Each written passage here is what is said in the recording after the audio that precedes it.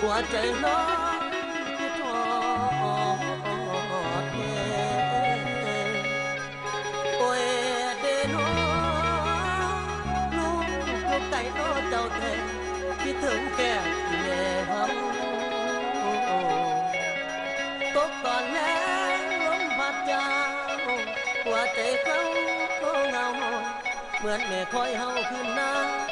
ดังผ่านมาขอพา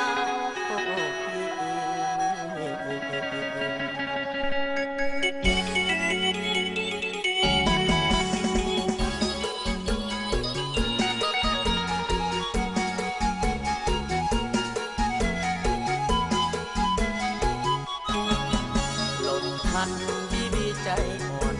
คิดถึงเรือนนอนบ้านเกิดพอเอาคิดหอ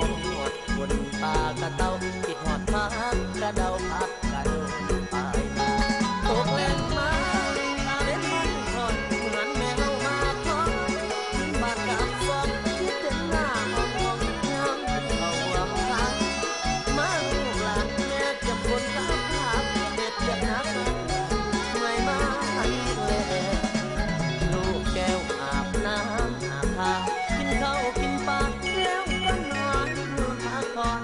ตอนนี้ลูกสวดเอาอ่อนพอได้จากจรจากใจมาวันเห็นหน้าย้ำเลยลาจากหาถือแมวอื่นใส่กินแห้งใจลูกคนสู่ต่อกันคำเว้านั้นยังบอกรู้ได้อยู่เพื่อนแม่เฮามาสู้ซ้ำลูกเอ้ยอย่าแก่ลูกแม่ก็ต้องอดทนแม่ให้แม่บ่นแม่ด่าผ่านลูกนี้บอกเกียดดอกนาเพราะคำแม่ด่าแฝงด้วยความดียามทุกข์ผู้หานว่าบ่ดีถึงยามมีคนเดินพี่น้องยามจนบ่มีไผมองรวยเงินรวยทองเพื่อนพ้องหากมายังจำได้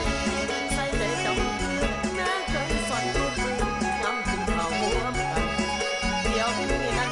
ลูกอยู่แดนไกลแต่คำสอนในใจลูกบอกเคยพ่อแม่ต้องคอยสิถึงของก็มีลูกที่หวนเมื่อยามเสื้อผ้าเพื่อนใดมันงามเมื่อยามสิเอาต่อมันแม่แก่เท่าแล้วบังสาปากก้อนเบียดนั้นหักใหญ่นอนไปอยู่แม่เอ้ยเคยถูกยังอยากเลือกใครไหลตรงอยู่สวมสาบานลูกสาวภาษาเรียน